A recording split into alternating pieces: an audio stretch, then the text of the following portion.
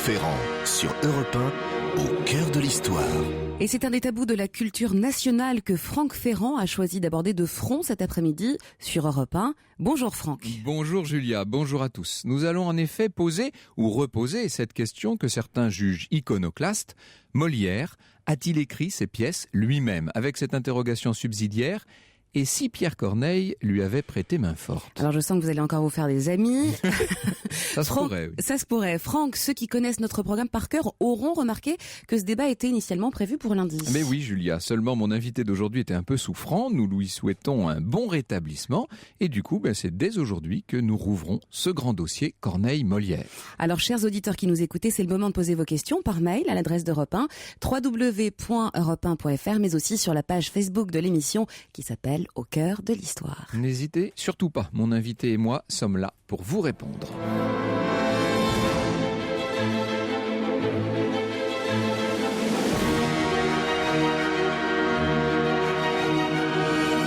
13h30, 14h30 sur Europe 1. Au cœur de l'histoire, Franck Ferrand.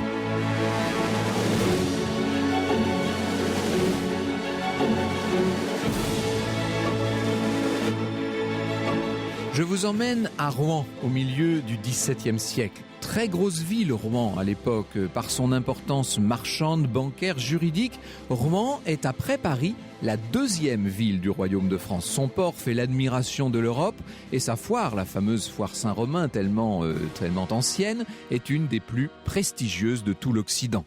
La métropole normande, où le théâtre est roi, peut se targuer d'abriter en ses murs le plus grand poète français de son temps, une sorte de géant des lettres. Elle est en effet la patrie du grand Corneille. Corneille habite dans une jolie maison bourgeoise, le genre de vieille maison de la Renaissance, dans la rue de la Pie, cette petite rue qui débouche sur la place du Vieux Marché. On dit que Corneille mène là une vie discrète, rangée, à 100 lieues des grandes passions qui se déploient dans son œuvre. Regardez-le avec ses cheveux clairsemés, son gros nez, ses yeux de chien battu, toujours vêtu de noir. Finalement, pas très remarquable physiquement, c'est à peine s'il nous salue d'un signe de tête. J'ai bien dit, en parlant et en vous le présentant, j'ai bien dit le grand Corneille. C'est en effet la façon dont tout le monde l'appelle, depuis le triomphe inouï du Cid en 1636. Pierre Corneille a beau faire des jaloux, susciter d'innombrables critiques, il reste unanimement considéré à l'époque comme l'auteur majeur de son siècle. Dès 1637, notre Rouennais s'est retrouvé, grâce à cet incomparable succès du Cid, il s'est retrouvé anobli par Louis XIII, sur la demande de Richelieu du reste. Il a été royalement pensionné, il est vénéré dans toute l'Europe. Or, cette gloire, cette espèce de succès phénoménal, trop rapide, tout ça s'est retourné contre lui. En vérité, on peut même dire que la gloire a pris Corneille à son piège. Une vague d'envie dont témoigne la célèbre querelle du Cid, une vague de jalousie, disons-le, a submergé le jeune auteur. Tous les belliqueux du monde s'acharnent sur son compte et ils vont jusqu'à le rendre improductif pendant 3 ans. Le plus grave pour Corneille, c'est qu'en moins de 10 ans, il s'est retrouvé également prisonnier du genre théâtral dans lequel on l'enferme. Le genre le plus noble, la tragédie héroïque, lui qui n'aimait rien tant que la comédie. N'oublions pas que c'est lui qui, en France, a inventé, a imposé la comédie de mœurs, qu'il y a consacré sa jeunesse, que ses 9 premières pièces ont toutes été des comédies et que la dernière en date, la suite du Menteur, remonte à 1644. Ensuite, il est entré à l'Académie et n'ont suivi évidemment que des tragédies. Pourquoi est-ce que je vous dis évidemment? Mais tout simplement parce que la société d'ordre du XVIIe siècle prétend hiérarchiser les genres, que ce soit en peinture, en musique ou évidemment au théâtre.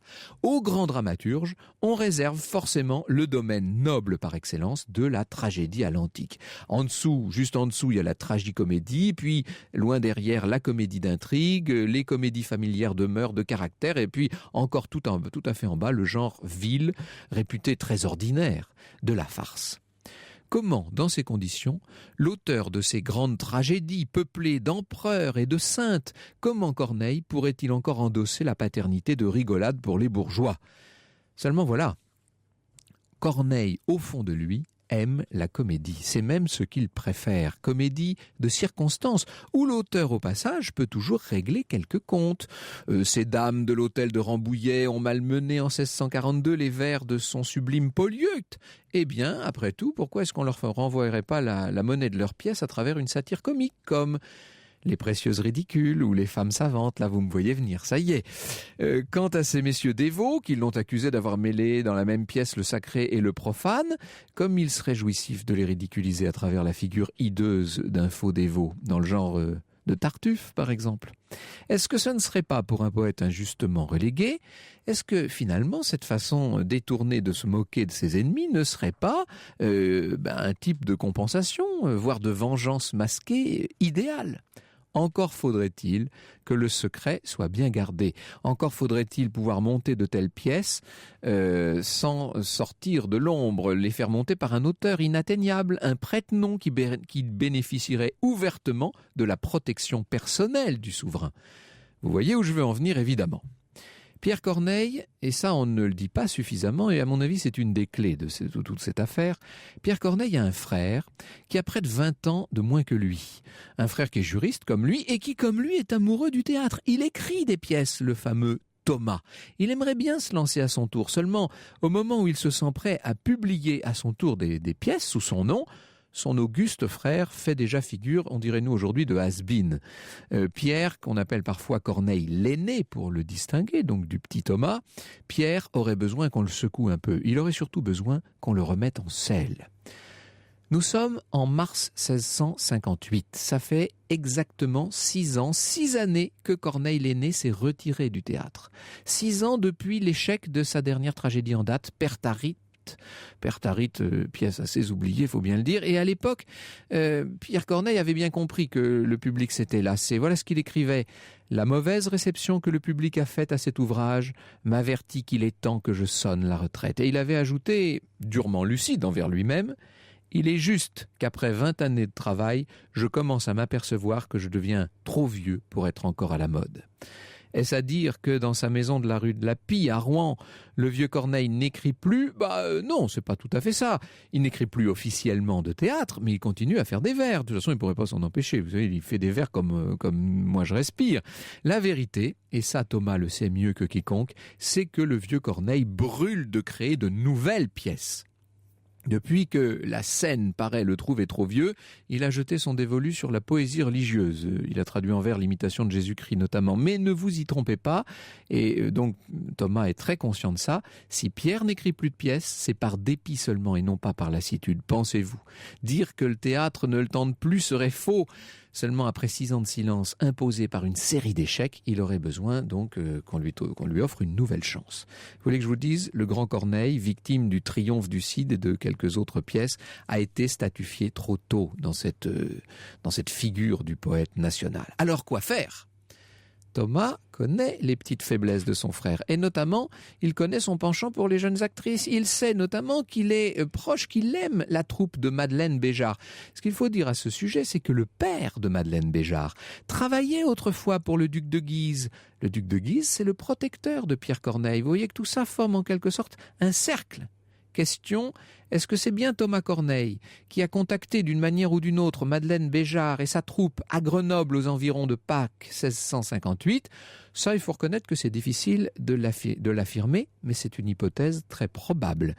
C'était un moyen pour Thomas de faire bouger un peu son frère. En tout cas, ce qui est sûr, c'est que la troupe de Béjart à ce moment-là traverse le royaume du sud-est au nord-ouest, comme ça, d'une traite quasiment sans faire de représentation, sans s'arrêter, et vient s'installer où ça ?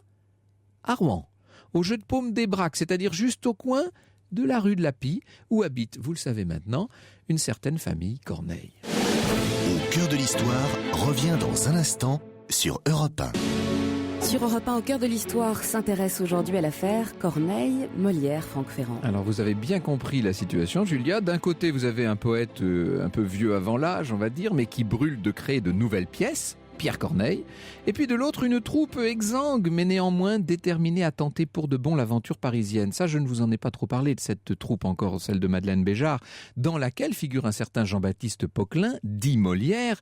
Ce sont des comédiens ambulants pour le moment. Oh, ils sont pleins d'ambition, ils ont déjà à 2 reprises tenté de faire carrière à Paris, mais ça n'a pas tellement marché. Ils cherchent un débouché, ils aimeraient bien, notamment, ils adoreraient avoir l'exclusivité des grandes tragédies du sieur Corneille, ça forcément. D'autant plus que Corneille a des relations à la cour, la reine-mère, et puis surtout le surintendant des finances, car Fouquet vient de commander au maître une nouvelle tragédie sur le thème d'Œdipe. Donc, d'un côté, l'expérience des planches et la volonté de réussir, de l'autre, cette envie de continuer, de recommencer, de renouer avec ce théâtre qui est le grand amour de la vie de Pierre Corneille. Alors, pourquoi continuer de nier dans ces conditions qu'un accord ait pu être passé durant ce fameux été 1658 entre le grand Corneille et la troupe de Madeleine Béjart, qui n'est pas encore tout à fait celle de Molière? Ces jeunes gens ont besoin d'un coup de pouce, qu'ils commencent par jouer un peu, beaucoup, passionnément, les pièces de Corneille. Je parle bien ici des tragédies. Attention, c'est une chose de trouver un débouché pour des tragédies, vieilles ou neuves. C'en serait une autre d'écrire sous le manteau des choses légères que l'on s'abstiendrait de signer. D'ailleurs, rien ne dit que ça soit fait aussi vite. Encore une fois, ce qui est sûr, ce qui est certain, c'est qu'à Pâques 1658, Jean-Baptiste Poquelin, il a 36 ans cette fois, a quitté brutalement Grenoble avec tous ses copains comédiens, est venu s'installer à Rouen, qu'il est là à une encablure de la maison de Corneille pendant 6 mois et qu'à la suite de ça a lieu le fameux miracle. Quel miracle ? Celui qui consiste à muer un auteur facile de farce un peu grossière en une sorte de dramaturge de haute volée. Ça, c'est une transfiguration unique. On n'en a pas d'autre exemple dans l'histoire de la littérature. Avant le passage de Molière à Rouen, vous avez des farces comme la jalousie du Barbouillé, Gorgibus dans le sac. J'ai vu d'ailleurs l'autre jour qu'on faisait encore apprendre la jalousie du Barbouillé à l'école. Il y a des gens qui ont le moral. Et puis, après Rouen, et sans aucune tradition, de subtiles études de mœurs comme l'étourdie, les précieuses, ridicules, etc. C'est quand même bizarre, ce changement.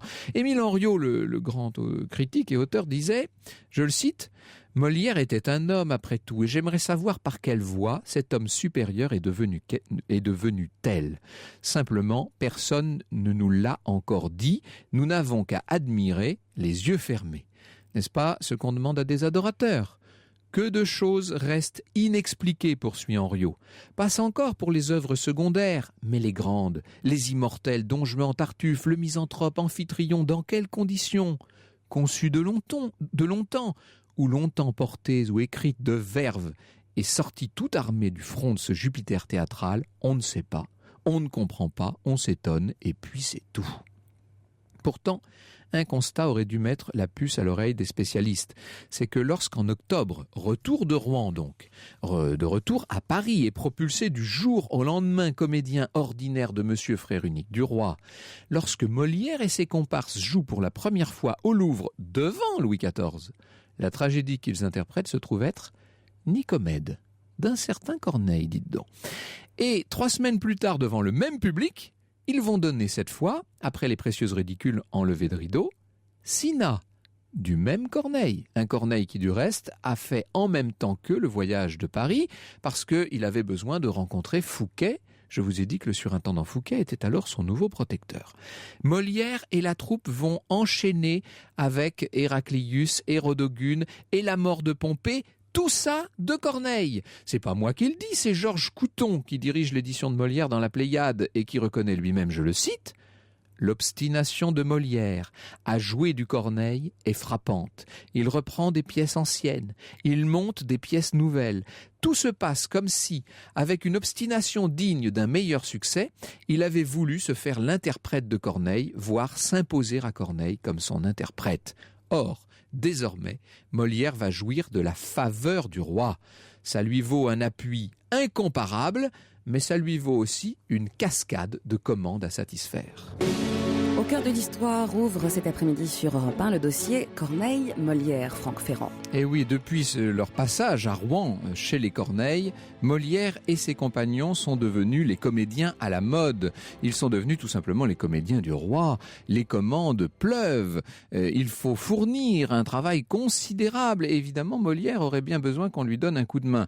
Eh bien, ce qui est certain, c'est qu'une main-d'œuvre tout à fait talentueuse et disponible va être à sa disposition tout près de chez lui à partir du mois de décembre 1662.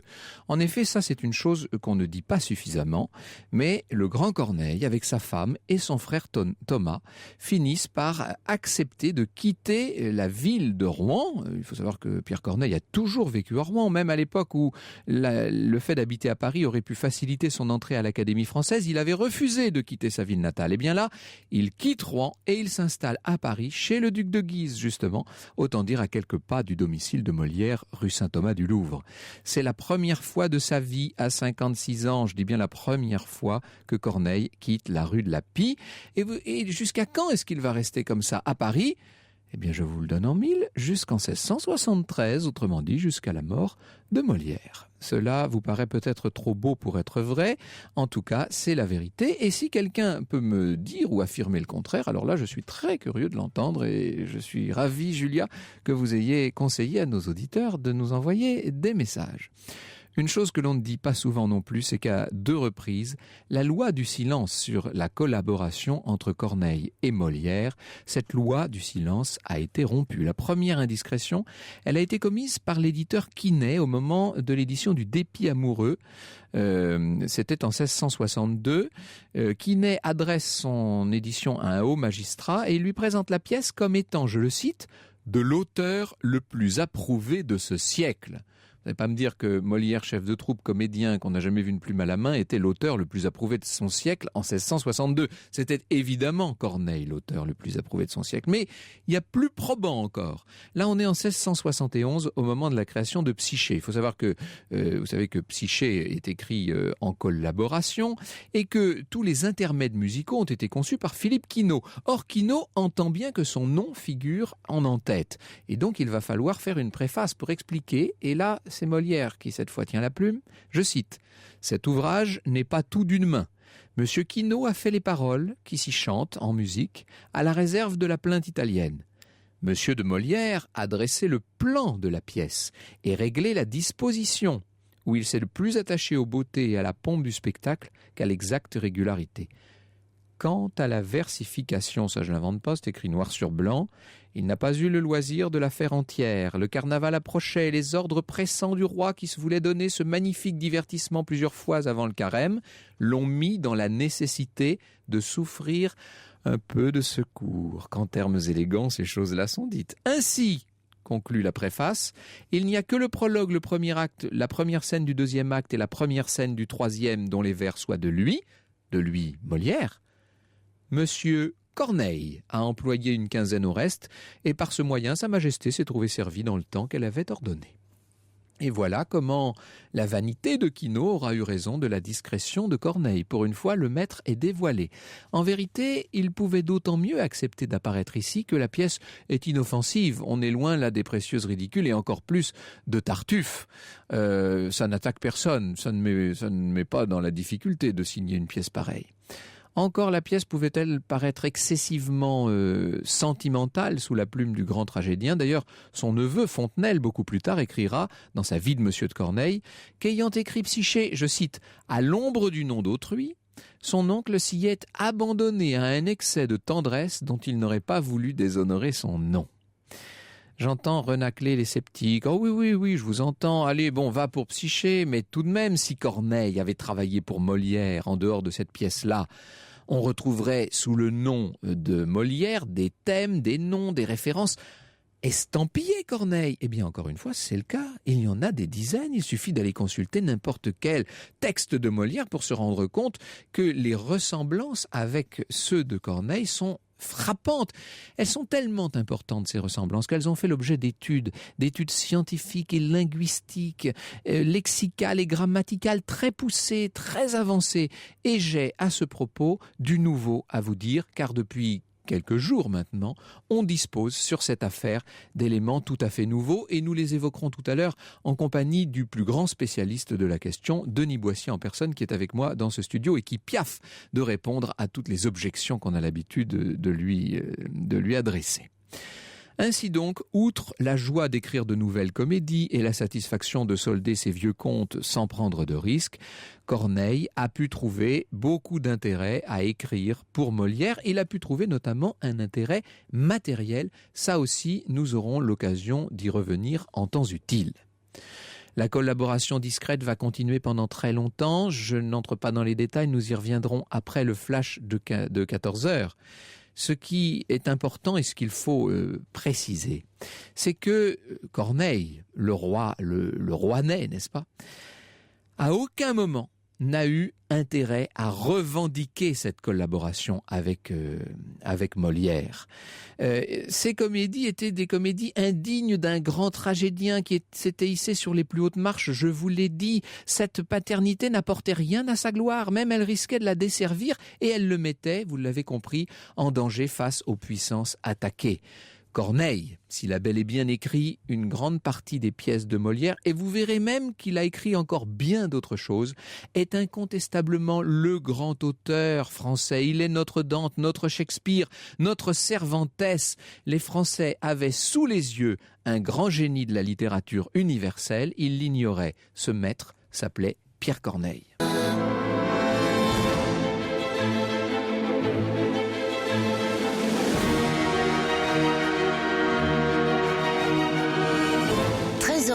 14h30 sur Europe 1. Au cœur de l'histoire, Franck Ferrand.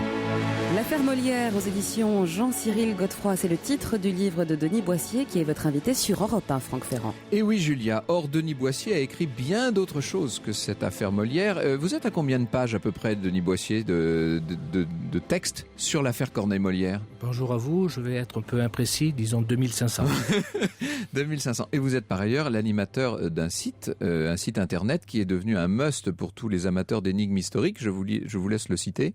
Corneille-Molière.org qui rassemble tous les chercheurs cornéliens sur l'affaire Corneille-Molière. D'ailleurs, ce qui est pas mal, c'est qu'Internet amène à écrire Molière sans accent, et c'était la façon dont on l'écrivait au XVIIe siècle. Exactement, oui. Il y a derrière aussi le nom de Molière beaucoup d'énigmes. Vous savez, Molière n'a jamais su exactement d'où venait ce nom. Et ce qui est intéressant, c'est que son premier biographe, Grimarest, qui connaissait bien le monde du théâtre, il était l'ami du disciple de Molière, a précisé Molière, enfin Poquelin, disons, Molière n'a jamais voulu dire à ses amis, les amis tardifs évidemment, quelle était l'origine et la signification de son nom Molière. Pourquoi un homme cacherait-il la signification de nom qui, semble-t-il, d'ailleurs est banal, puisque Molière existe comme un nom topographique, simplement parce que dans l'ancien temps, en Normandie surtout, existait un verbe qui était le verbe moliérer et qui voulait dire légitimer. Corneille était un grand seigneur des lettres. Il a rencontré un jeune homme de 20 ans qui l'admirait. 20 ans, ça c'est lors d'une première rencontre. Car oui, parce que vous n'avez pas précisé, évidemment on ne peut pas tout dire, ce sont des longues vies, des longues carrières, mais que Molière a rencontré Corneille une première fois avec la troupe donc, de Madeleine Béjart en 1643. Et donc il était très jeune, il avait 20 ans, il était un apprenti comédien. Et il admirait qui ? Bien évidemment, comme tous ses amis comédiens de la troupe, il admirait Pierre Corneille, qui était une sorte de père, puisque quand même Corneille avait pratiquement 26 ans de plus que lui. Alors vous aurez remarqué, je suis sûr que vous aurez remarqué ça, Denis Boissier, plutôt que de parler de Corneille et surtout de Molière, comme on fait d'habitude, j'ai parlé aujourd'hui surtout de Corneille et tout petit peu de Molière. On connaît très mal ce Corneille, il y a énormément de choses qu'on ne sait pas. On ne sait pas, par exemple, que lorsqu'il avait 20 ans, il était fournisseur de comédie pour un des plus grands comédiens et chefs de troupe de l'époque. Exactement. Étudier Corneille, c'est découvrir un homme extraordinaire. Une sorte de Don Diego Zorro de la littérature. C'est un homme qui se cache toujours à moitié. Peut-être son caractère de Normand est-il pour quelque chose, mais c'est un homme qui est secret, profondément secret. Lorsqu'il se vante, il ne se vante que d'une seule chose, de pouvoir tout écrire. De pouvoir prendre tous les styles. Et effectivement, sa carrière théâtrale l'a très, très bien montré. Le roi de la comédie, c'est lui pendant 15 ans. Le roi de la tragédie, c'est lui pour le reste de sa carrière. Et en secret, il redevient le roi de la comédie, mais sous le nom beaucoup plus facile et beaucoup plus inattaquable de Molière. Pour donner un exemple, oui, à 20 ans, 25 ans, que fait Corneille ? Ce n'est pas le grand homme que l'on va étudier dans les lycées des années plus tard. C'est pas le tragédien. C'est un jeune homme qui veut réussir. Et qu'est-ce qu'il fait? Il devient le fournisseur de la troupe numéro 1 de l'époque, celle de Mondori, qui marche bien, et qui lui dit « Écoutez, vous avez un talent fou, écrivez une bonne comédie, si elle est bonne, je vous la prends, si le public la trouve bonne, je vous prends les autres. » Et il aura ainsi donné à la troupe de Mondori 3 pièces, 3 comédies. Et sous son nom, il écrit ses 9 premières pièces, sont 9 comédies. C'est quand même incroyable. Bien sûr, et c'est un auteur de comédie. Il a été Enfin, appelé... c'est pas les 9 premières, c'est les 8 premières plus la 9e qui vient plus tard. Mais enfin, peu importe. On va simplifier, parce que ça ne simplifie pas avec l'affaire Corneille-Molière, on est perdu.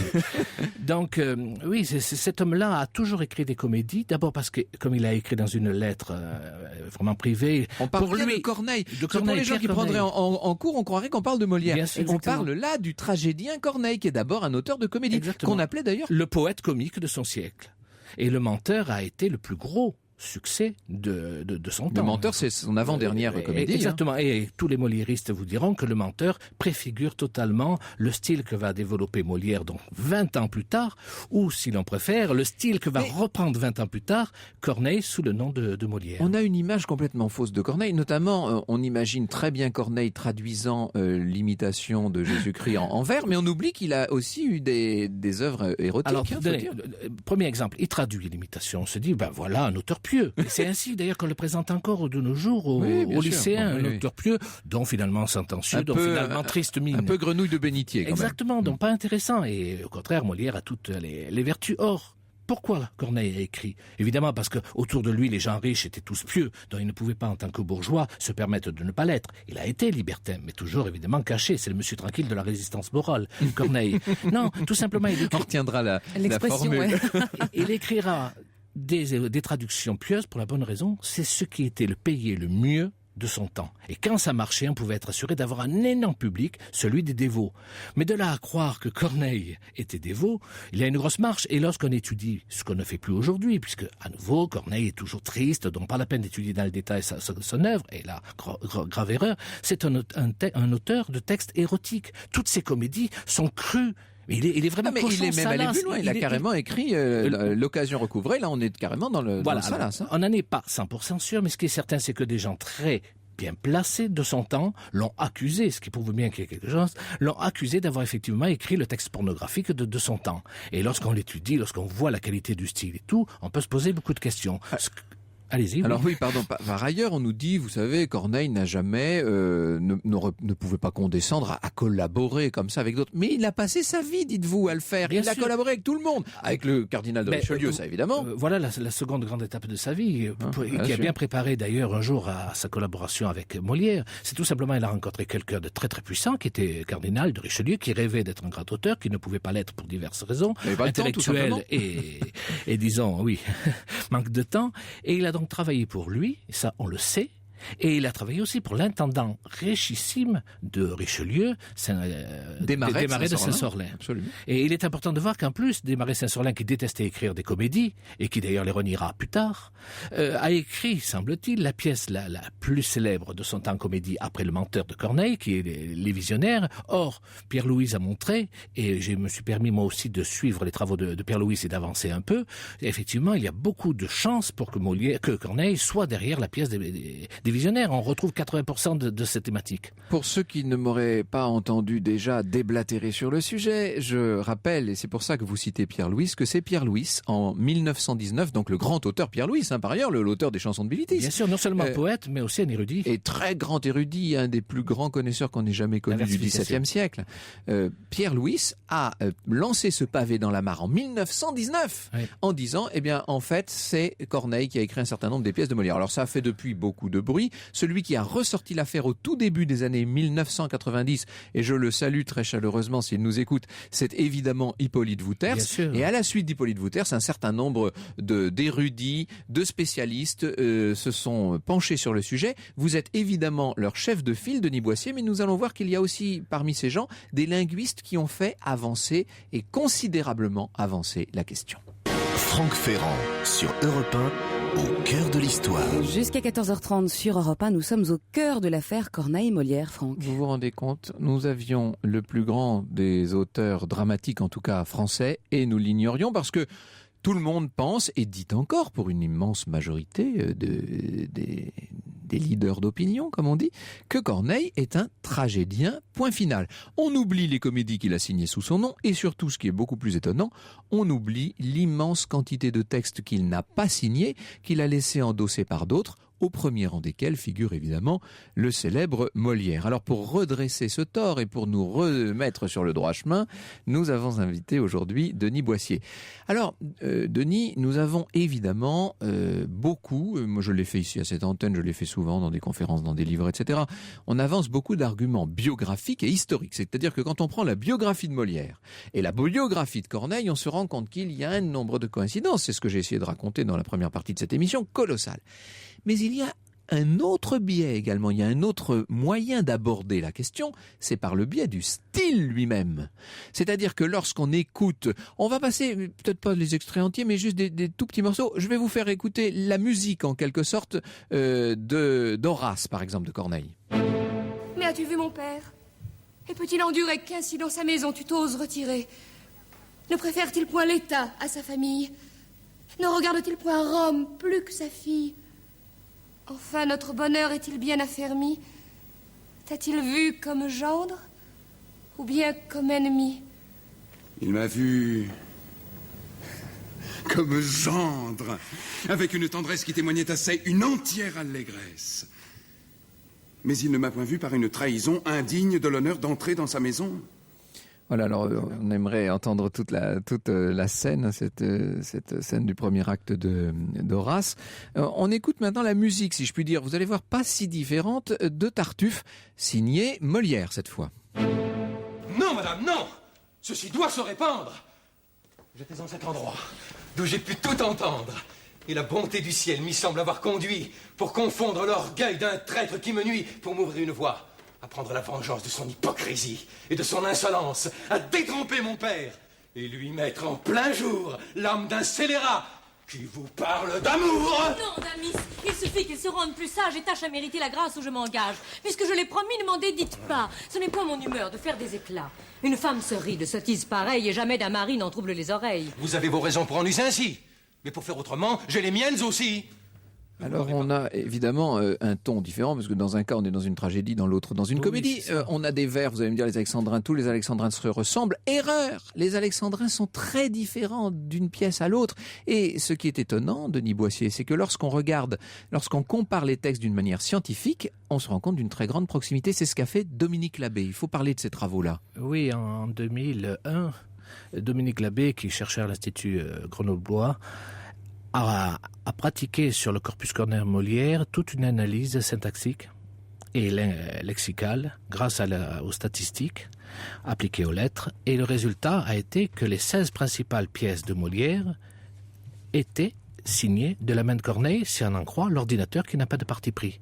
Alors évidemment, il a été le premier surpris parce qu'on lui avait proposé de faire ça parce que c'était deux auteurs consacrés et que c'était un bon sujet de recherche. Il était le premier surpris. Il a annoncé ça gentiment en croyant que lui, ça allait allait être... Lui, il a fait une conférence de presse. Il était quand même content de sa trouvaille, mais oui, il pensait pas qu'il allait semer. C'est très intéressant de savoir que ces deux hommes qui quand même se fréquentaient beaucoup ont eu plus qu'une simple fréquentation amicale, mais aussi une fréquentation professionnelle. Et évidemment, les moliéristes et toute l'université qui ne pouvait pas supporter de s'être trompée depuis pas mal de décennies, sur ce point-là du moins, tous lui sont tombés dessus. Ils lui sont tombés dessus. Alors, il y a une vengeance, en tout cas on va dire une revanche pour être plus aimable de Dominique Labbé, c'est que depuis quelques semaines maintenant, on connaît les résultats d'une étude du même genre, mais qui a été faite cette fois sans le secours de l'informatique. C'est une étude littéraire. Non. Avec l'informatique aussi, en fait pour Dominique Labbé ou pour la Russie? Saint-Pétersbourg. Ah oui, non. Non, c'est ça. Oui, parce que non. Effectivement, Dominique Labbé a continué ses recherches aussi historiques et tout, approfondissant toujours le sujet, puisqu'il avait été vexé d'être traité de tous les noms,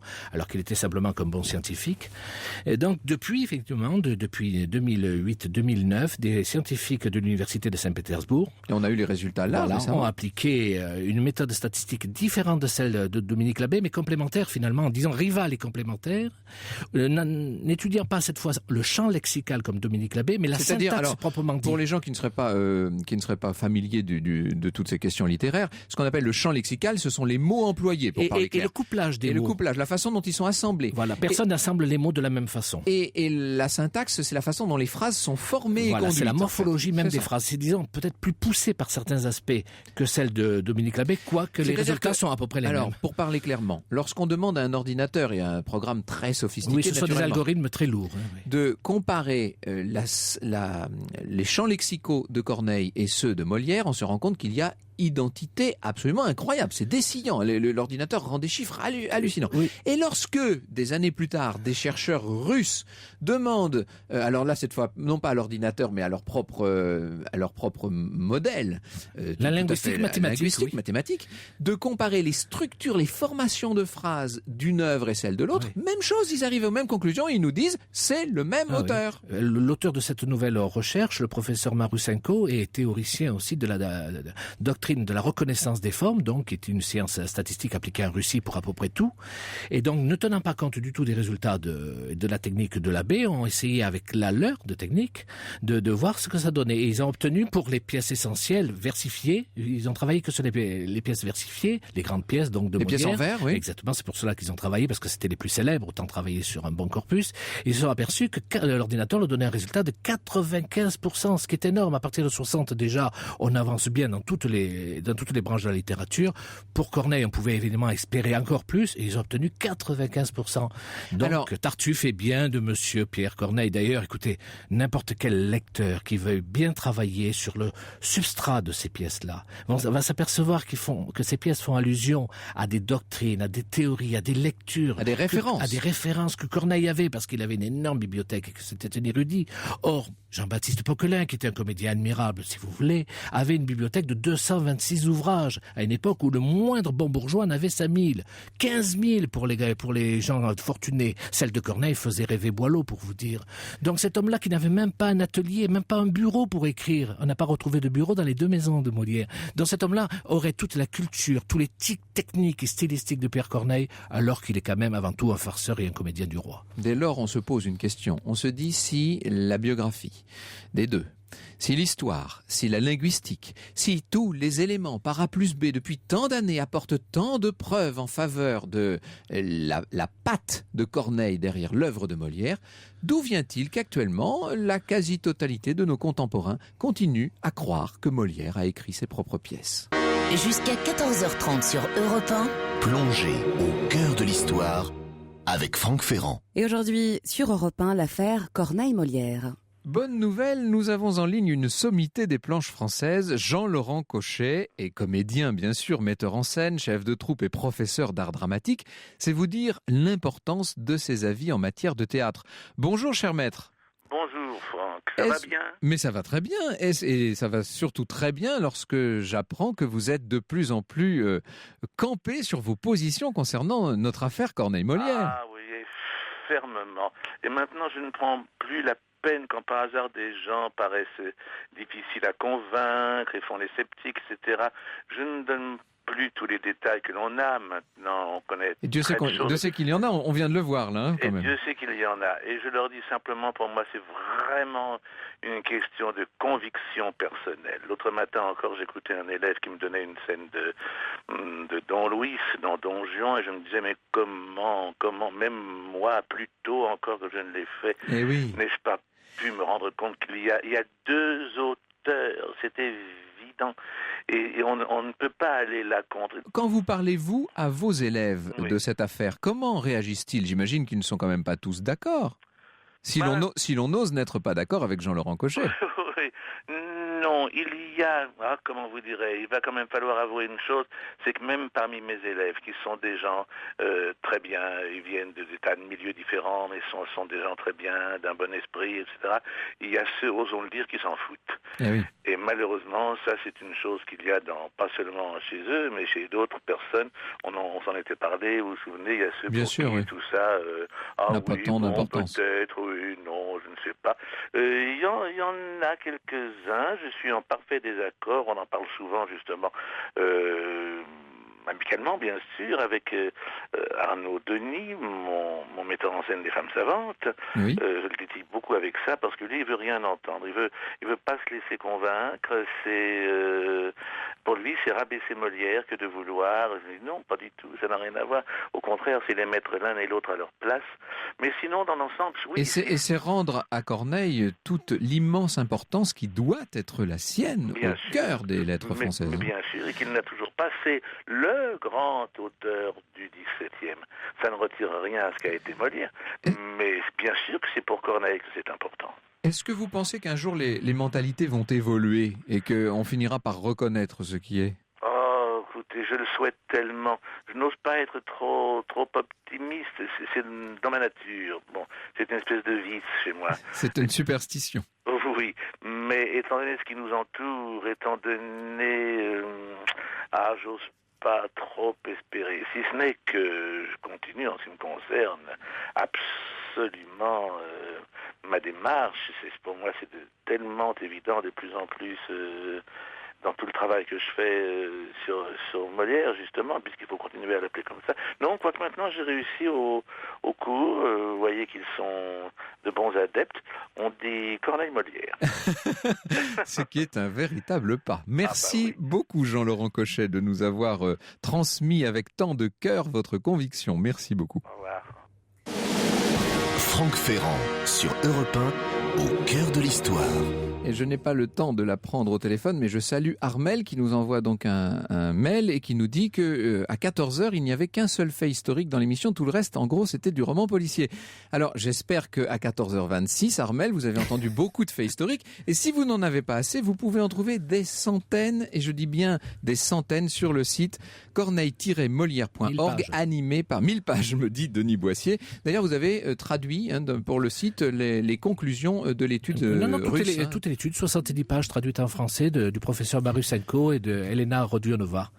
Vous avez par ailleurs écrit, on l'a dit, des milliers de pages sur le sujet, et vous avez fait une thèse, on peut dire, Denis Boissier, quelque chose d'absolument énorme. C'est un très gros pavé qui s'appelle Molière, bouffon du roi et prête-nom de Corneille, qui pour l'instant n'a toujours pas été édité. Alors je le signale parce que je sais qu'il y a des auditeurs qui nous écoutent régulièrement, et je veux donc leur signaler qu'il y a là un chef-d'œuvre à publier.